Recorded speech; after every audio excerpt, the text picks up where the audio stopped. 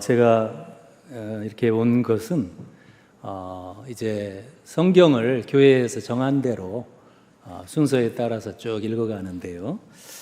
신명기를 이제 읽다가 가나안 땅의 상황에서 이스라엘이 자꾸 이제 미혹받는 이런 종교적인 이런 것들을 보면서 참 안타까웠어요. 왜냐하면 한국 교회에 그런 것들이 요즘 이제 참 많이 있거든요.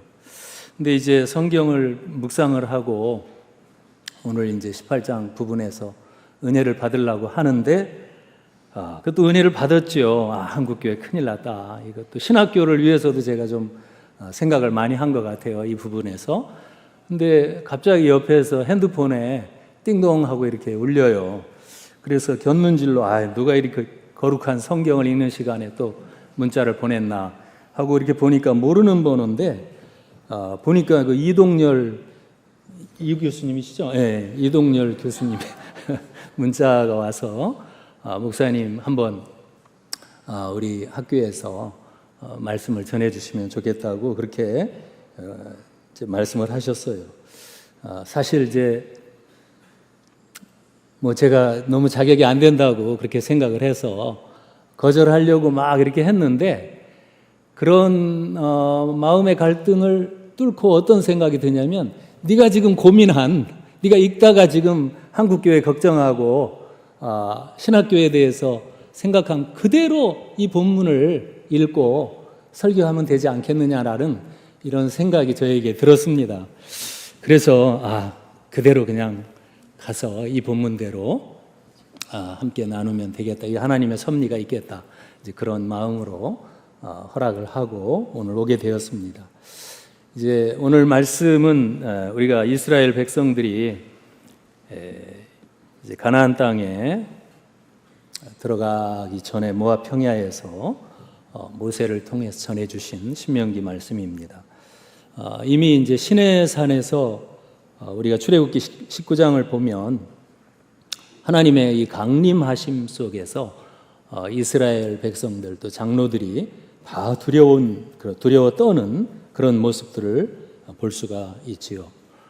우리가 그 하나님의 임재 앞에 두려워하지 않을 그런 사람은 없겠지요. 인간이 어떻게 그것을 견디겠습니까? 이제 그 출애굽기 19장에 보면 셋째 날 아침 우레와 번개와 빽빽한 구름이 산 위에 있고 나팔 소리가 매우 크게 들리니 진중에 있는 모든 백성이 다 떨더라. 정말 두려운 하나님의 임재를 이스라엘은 경험했던 것입니다. 저는 그런 생각을 해봅니다. 우리가 이 두려움을 갖는 성격도 두 가지 종류가 있지 않겠는가. 그래서 오늘 이스라엘은 말 그대로 하나님의 임재 아래에서 정말 떨고 또 두려워하는 모습이지요. 우리가 죄인으로서 사실 하나님 앞에 설 때에 우리는 죽을 수밖에 없는 그런 우리 자신이죠. 이것을 발견하는 것은 큰 복이고 정말 영적으로도 성숙한 신자라고 생각을 할 수가 있겠습니다. 그러나 또 다른 면을 생각할 때 일반 종교들도 대체로 이제 저도 종교교육과를 나와서 이제 종교에 대해서 기원 같은 걸 예전에 대학교 때 공부한 생각을 하면 그 다 두려움에서 비롯된 그런 종교 출발을 우리가 봅니다. 그래서 일반 세상 사람들도 이런 두려움은 많이 갖고 있는 것 같아요. 제가 요한계시록을 이렇게 읽다 보니까 하나님께서 이렇게 세상에서 이제 심판하실 때 마지막 날 지옥에 떨어지는 자들 목록 가운데 두려워하는 자들 이런 목록이 있더라고요. 그 두려워한다는 것은 아마도 그 영적 의미가 담긴 그야말로 이 세상적인 어떤 종교인 같은 이런 것들도 사실 두려움이라는 그런 목록에 들어간다고 봅니다. 어쨌든 그것은 하나님의 심판의 대상이고 이제 이방 종교는 대체로 하나님에 대하여서는 떠났고 불신적인 그런 심리 상태에서 생기는 그런 종교들이지요. 이제 여기에 대해서 제가 좀 문제를 삼는 것은 우리 이스라엘 백성들이 지금 가나안 땅에 들어갔을 때 이야기를 하고 있는데, 이스라엘도 잘못 생각하면 그런 동기에서만의 어떤 신앙관을 이제 갖기 쉽고요. 또 가나안 땅의 그런 종교가 얼마나 열심입니까? 이제 그러한 열심들에서 또 어떻게 보면 열등감 같은 것도 느끼면서 의외의 그런 참 우리가 크리스천으로서 또 하나님을 믿는 사람으로서는 상상할 수 없는 그런 행위들도 하는 거죠. 이러한 가나안 문화와 종교에 이제 혼합이 되는 그 사실에 대해서 오늘 모세가 참 여러분도 읽었지만은 아주 경계하고 그걸 참으로 심각하게 교훈하는 내용입니다. 우리가 참 신앙에 두려운 마음으로 하나님을 섬기는 것이 필요하고, 이제 구름 가운데 영광스러운 하나님의 임재를 이스라엘이 보았습니다.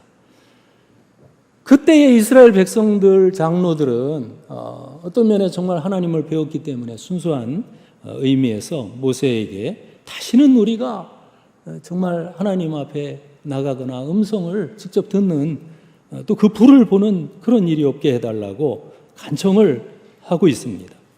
출애굽기 19장이죠. 어떻게 보면 당연한 그런 모습이지요.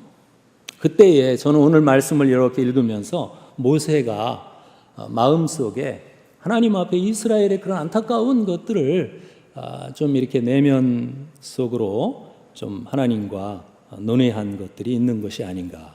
그때에 이제 오늘 보면 두 구절이 이제 그것을 똑같이 나오고 있는데 15절하고 이제 18절하고 그때 이제 모세의 마음속에 있는 하나님의 음성들 이런 것들 가운데에는 먼저는 하나님께서 정말 그 두려워하는 이스라엘 백성들과 장로들을 참 불쌍히 여기시는 마음의 말씀의 그런 내용이라고 봅니다. 그 형제 중에 너와 같은 선지자 하나를 주리니 그들을 위하여 내가 이렇게 일으키겠다. 여기에는 정말 하나님의 사랑이 담긴 그런 응답이라고 봅니다.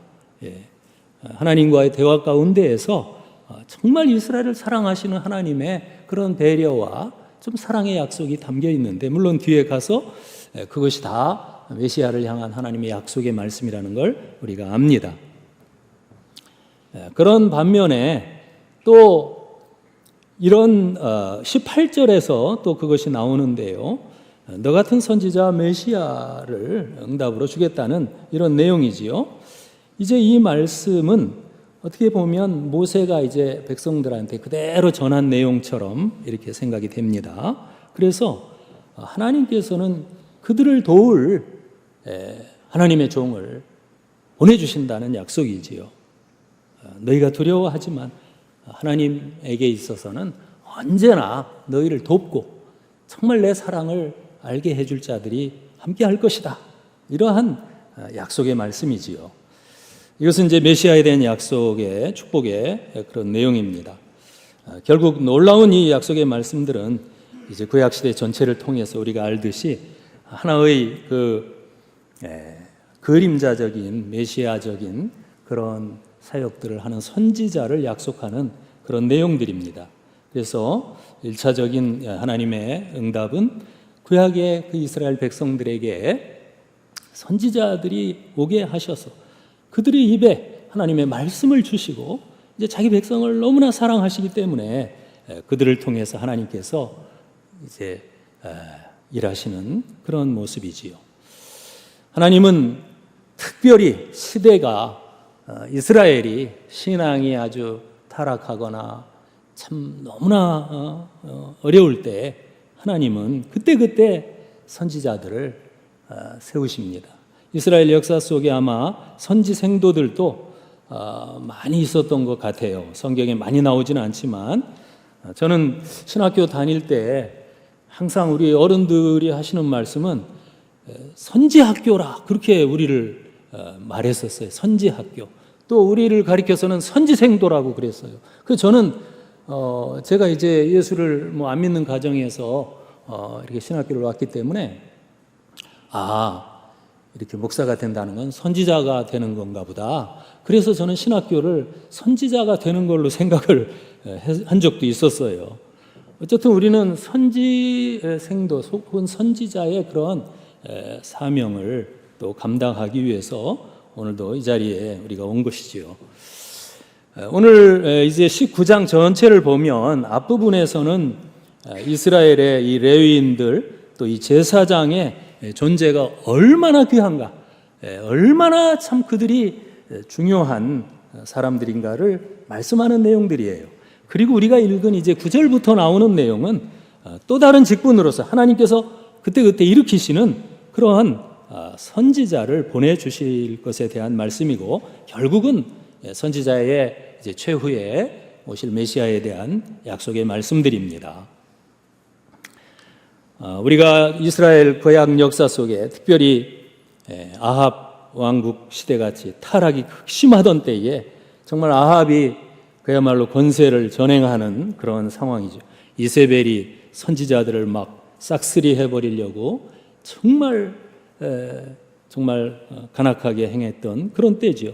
선지자들의 목숨이 거의 신랄같이 여겨지던 그런 때였어요. 이스라엘 역사에서는 정말 두 번 없을 정도로.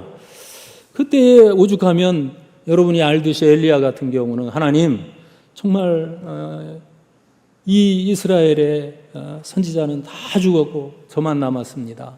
이러한 막 피해 다니면서 너무 괴로웠는지 하소연을 했어요. 그럴 때 하나님께서는 너 외에 바알에게 무릎 꿇지 않은 자들이 7,000명이 더 있다, 이런 말씀으로 이제 전해주셨죠. 선지 생도들이 그 당시에 또 많이 있었는데 그 아합의 바로 그 눈앞에서 그 오바댜라는 신하에 의해서 얼마나 극진하게 그들을 돌봤는지를 또 우리가 읽을 수가 있죠. 어쨌든 하나님은 그 어려운 시대에 결코 이스라엘에게, 그 백성들에게 당신의 종들을 사용하는 인색함을 보이지 않으시고 정말 그들을 세우시며 특별히 엘리야 같은 사람을 통해서 정말 그 시대 이스라엘을 일깨우는 그런 모습을 봅니다. 정말 모세로부터 세례 요한에 이르기까지 메시아의 예표자들인 이 선지자들 하나님께서 여러분 계속 보내십니다. 하나님의 백성이라고 하지만은 도대체 가나안 문화나 종교에 정말 자꾸 혼합되면서 타락하면서 신앙을 갈피를 잡지 못하는 상황 속에, 그때에, 그러한 시점에 우리 하나님은 그들을 잊지 않으시고 당신의 말씀을 둔 입을 가지고 자기 백성들을 일깨울 선지자들을 보내십니다. 이제 뭐 한 사람 더 얘기해 보면 사사시대가 막 극심하던 바로 그 말기에 하나님께서 한나라는 여인을 통해서 정말 참 어린아이 사무엘을 또 성막에 보내시지요. 얼마나 여러분 엘리 가문의 그 제사장 가문의 타락상이 심각했습니까? 그때에 제사장 겸 또 하나님의 말씀을, 결코 땅에 떨어지지 않을 말씀을 증거할 선지자를, 사무엘을 하나님은 준비하셨고, 이제 그는 정말 온 이스라엘을 분주히 다니며 또 왕을 세우는 과정 속에서 하나님께 씨름하며 사명을 감당했던 것을 봅니다.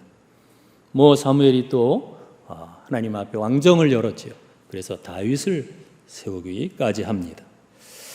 다윗도 사실은 왕이지만 하나님 말씀을 너무나 사랑하며 늘 옆에 말씀을 두고 묵상하는 그런 선지자죠. 정말 하나님과 관계에서 그 마음이 합한 자라고 한 것처럼 하나님하고 숨길 게 없는, 그야말로 하나님과 투명하게 늘 상통하는 그 선지자 중에 선지자가 또 다윗이 아닙니까? 수많은 그 시대를 통해서 하나님께서는 이렇게 어려움 속에서 씨름하는 또 신앙의 타락상을 보시면서 당신의 종들을 보내주셨던 것입니다. 오늘 제가 이렇게 온 목적이라고 할까요? 그것은 아까 말씀드린 것처럼 이 본문을 읽고 있는 중간에 이동열 교수님이 전화를 안 했으면 제가 아마 거절했을 가능성이 클 것 같아요. 근데 어쨌든 이렇게 하나님께서 한국 교회 안에 또 우리 합신을 세우신 것이 그저 떠오르는 제목은 선지자적인 그런 어떤 사명을 부여한 가운데에서 지금 이제 저를 통해서도 이런 말씀을 전하라고 하는 게 아닌가. 우리 합신이 큰 신학교도 아니고 유명한 세상적으로 볼 때 우리 교단이 큰 교단이 아니니까. 근데 그런 상황에서도 그러나 하나님께서 우리 합신에게 준 그 어떤 하나님의 말씀에 정말 직언자들, 대언자들로서 순결하게 한번 서서 이 혼탁한, 이 정말 타락한 그런 시대에 쓰임받도록 하는 그러한 목적이 있지 않나 그런 생각을 해봅니다. 정말 그런 마음을 가져봐요. 오죽하면 나 같은 사람 성경 이 부분을 읽을 때 이렇게 전화까지 주셨을까. 정말 하나님의 그 간절한 어떤 면에선 다급한 음성처럼 들리기도 합니다. 요즘 우리 한국, 여러분 저도 오면서 지금 프랭카드를 보니까 수지에 저희 교회가 있는데 오면서 이렇게 보니까 그냥 온통 프랭카드가요 다 이 무당들 프랭카드예요. 정말 깜짝 놀랄 정도예요. 또 한국 교인들을 이렇게 볼 때 사실 거의 돈에 굴복된 신앙으로 신앙생활을 하고 있다고 생각도 들 때가 많아요. 온통 처녀무당 무슨 무당 하여튼 지금 오면서도 제가 그걸 외우지 못했는데 프랭카드에 보니까 한 7개 붙었으면 3개는 무당 프랭카드예요. 참 이런 경우도 있나. 이 마귀가 정말 이 시대에 극성하고 정말 한국 교회가 사명을 제대로 감당 못하니까 너무나 정말 위태위태한 혼탁한 이런 정말 그 시대가 아닌가. 제가 우리 성도 이야기를 하나만 하겠습니다. 제가 목회를 하니까 등록한 지가 그렇게 오래되지는 않은 분인데 이 자매가 강자매인데 이 자매가 좀 이제 아주 세상적으로는 의사 부인이고 그래서 잘 살아요. 이제 우리 교회 오면서 그 부인이 나름대로 자기 어떤 사업을 가보니까 개업할 때 가보니까 큰 건물에 개업을 크게 하더라고요. 자기 사업을 시작을 하더라고요. 그래서 이제 참 교회도 등록을 하고 이렇게 사업도 크게 하고 하니까 목사로서는 너무 감사했지요. 이제 축복도 해주고. 그런데 이분이 그런 얘기를 해요. 자기하고 같은 업종에 사업을 하는 사람들 모임에 갔더니 뜻밖의 거기 교회 다니는 사장님들이 여러 명이 계시더라는 거예요. 너무 이분이 좋았던 거예요. 그래서 막 반갑게 인사하고 사귀게 되고.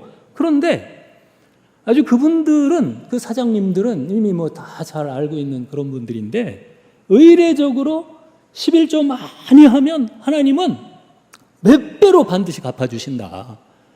틀림없다. 그런 생각을 갖고 이제 신앙생활을 하고 있었다고 합니다. 그리고 이제 그분들 가운데에는 정이나 필요하면은 그 점쟁이한테도 간다고 그렇게 이제 우리 자매 초신자한테 아주 일종의 참 안 좋은 간증을 하는 거예요. 그러면서 이제 이 자매가 저한테 한 얘기는 뭐냐면 목사님 제 장사가 이 사업이 잘 될지 안 될지는 제가 잘 모르지만은 제가 지금 배운 바로는 한번 헌금을 미리 좀 많이 하고 싶습니다. 크게 할 테니까 목사님 이제 그렇게 하면 안 될까요? 그래서 그러시냐고 왜 그러냐고 하나님이 분명히 나중에 엄청나게 갚아줄 걸 믿는다는 거예요. 그게 해라고 해야 되나요? 제가 이제 참 좀 합신을 나와서 그렇게 도저히 하라고 말을 할 수가 없더라고요. 그렇게 많은 걸 먼저 바치고 갚아주는 식의 그 신앙생활을 많은 사장님들이 하고 있다. 그런 얘기를 해요. 참 이런 그 특이한 신앙 비법을 배워서 이 자매에게 제가 아주 좀 엄격하게 이렇게 새가족 모임부터 했는데 자기는 절대 새가족 모임 할 때 그런 얘기해요. 뭐 나는 점집에 절대 안 간다. 어떻게 내가 하나님을 믿는데 이중 그런 수작을 하느냐. 목사님 염려 말라고. 그래서 제가 너무 감사했는데 모르겠어요. 요즘은 이상하게 점 보러는 가지 않으시는 건 모르겠고 교회도 잘 안 나와요. 제가 참 마음이 요즘 씁쓸합니다. 그 자매를. 그래서 이제 그 순장에게도 특별히 좀 간절히 부탁을 어제도 했는데요. 이 가나안 땅에 여러분 이제 이 종교라는 것은 사실 우리가 흔히 하듯이 하나님의 말씀, 미래에 대해서 정말 예언하는 거, 또 정말 축복에 대해서 기도하는 거, 이런 것들 다 합니다. 그렇기 때문에 이스라엘이 혼동을 가져오는 거죠. 특별히 하나님이 막 진노할까 봐 하나님을 두려워하는, 하나님이 아니죠. 그들의 신을 두려워하는 이 가나안 사람들, 여러분 심지어는 그 신의 진노를 달래려면 또 자기에게 어떤 뭔가 소원이 있을 때는 그들은 막 자기 자식까지도 불을 태워서 바치면서 제물로 바치면서 그렇게 열심을 보이는 거예요. 그러니까 아마 이스라엘이 도전을 받았는지 하여튼 가나안 종교에 지금 오늘 말씀에서 절대 기웃거리거나 그 혼탁한 거기에 들어가면 안 된다는 이런 말씀들이에요. 그러면서 하나님은 이제 선지자를 보내주시면서 그들이야말로 유일하신 정말 하나님을 믿는 섬기는 자들이고 그 말씀으로 그들이 하나님 앞에 있어야 할 것을 늘 마음을 단정하게 하고 정말 하나님 앞에서 순종을 결단하며 현실을 뛰어넘는 이 신앙에 서야 할 것을 이렇게 하나님께서 선지자를 통해서 말씀하는 거죠. 이제 오늘 말씀을 이제 좀 정리를 해야 할 텐데요. 제가 합신을 생각하면서 잠깐 기도할 때 우리 합신은 여러분 좀 남달리 좀 어떤 사명을 가진 교단 혹은 학교로서 출발된 점이 없지 않습니다. 그것은 우리가 이제 시대적으로 그 당시 80년대 당시 저희가 이제 합신 들어올 때 그런 무렵에 하나님께서 합신을 통해서 섭리하시는 뜻이 뭐냐면 이 교회 안에서 이제 어떤 종교적인 이런 것들과 혼합주의에 빠지거나 그런 세속에 물들지 않도록 말씀을 외쳐라. 하나님의 말씀을 곧이곧대로 증거하는 그러한 사명을 감당하라고 하시는 하나님의 뜻이 담겨 있었어요. 정말 우직할 정도의 이 성경관을 가지고 우리는 정말 하나님께서 뭐 말씀하는 내용이 다 듣기 좋습니까? 그렇지 않죠. 목회할 때 사실 성도들 쳐다보면 정말 어떤 땐 준비한 설교를 접고 싶어요. 그럴지라도 너에게 준 그 말씀을 증언하라, 외치라, 이렇게 하나님께서 합신을 세워주신 것입니다. 정말 그 말씀에 대해서 듣고 안 듣고의 그 관건은 그 성도들이, 백성들이 이스라엘도 선지자를 통해서 들을 때에 뭐 듣고 안 듣고에 따라서 그들이 오늘 말씀을 보세요. 안 들으면 그들은 하나님께서 그들을 죽이고 심판하신다고 막 엄하게 말씀을 합니다. 물론 하나님은 선지자를 통해서 그들을 일깨우려는 목적이지요. 우리가 하나님의 말씀을 받은 진리의 사명을 전하지 않고 감당하지 않을 때 아마도 여기 이스라엘에게 엄포하신 그런 하나님의 무서운 책망과 그런 뜻은 동일할 거라고 봅니다. 특별히 합신은 우리 박윤선 목사님께서 말씀을 정말 성경 66권을 주석하셔서 정말 한국 교회를 그동안 살게 하고 이 시대까지 목회자들이 얼마나 박윤선 목사님을 통해서 배우고 또 그 말씀대로 하려고 했습니까? 그러나 요즘은 제가 보니까 많이 약해진 것 같아요. 우리는 달라요. 물론 큰 교단에 뭐 사명이 있겠죠. 막 엄청난 몇천 명씩 막 모이는 WCC에 속한 그런 교단들, 큰 교회들을 많이 갖고 있는 교단도 있고 또 교파들도 있어요. 저는 하나님께서 그들을 향한 어떠한 뜻이 계시리라고 봅니다. 그러나 우리가 1980년대쯤에 세워진 그 사명은 뭡니까? 정말 우리는 한국교회 안에서 여러분 진리의 말씀을 고지고대로 증거하고 바른 신학에 근거해서 하나님께 쓰임받는 그 사명이 우리의 사명인 줄 믿습니다. 여기 보니까 너는 내 앞에서 완전하라. 이 말씀은 흠없게 하라. 지금까지 내가 합신에 다니면서도 일반 교회들에서 흔히 말하듯이 뭐 어떤 대우를 해주는가, 또 내 장래가 어떤가, 뭐 이런 거에 너무 치중하고 인간적인 세상적인 그런 것들이 너무 앞섰다면 우리 자신을 하나님 앞에서 여러분 말씀의 종으로 부름받은 그 자리로 돌이켜야 될 줄 믿습니다. 다시 한번 일깨웁니다. 우리 합신에 들어온 것은 하나님의 뭐 운명이라면 운명이에요. 이것은 정말 우리가 뭐 교회 크게 해서 유명한 목사 되고 뭔가 정말 한번 해보겠다는 이거 아니에요. 여러분 유명한 목사가 되기보다 하나님 앞에 진실한 신자가 되십시오. 그냥 하나님 아버지 앞에서 늘 깨어있는, 그리고 말씀을 받으세요. 그리고 있는 대로 전하세요. 우리의 목회는 그겁니다. 전도사로서 저희 교회도 몇 분 계시지만 정말 전도사님들 너무 설교를 정말 잘하셔서 감사해요. 근데 여러분 정말 우리는 그 목적을 가지고 부름받은 사람들이에요.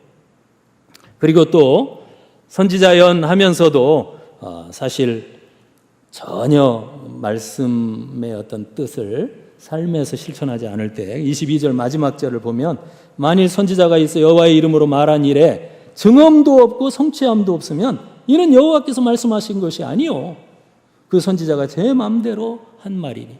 우리의 진정한 외치는 메시지가 하나님 앞에 여러분 그것은 인정받지 못합니다.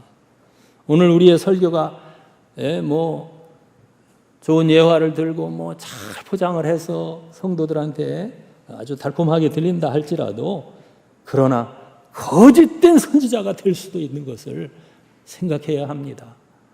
이 시대의 교회를 향하여 우리는 그 모델이 돼야 돼요.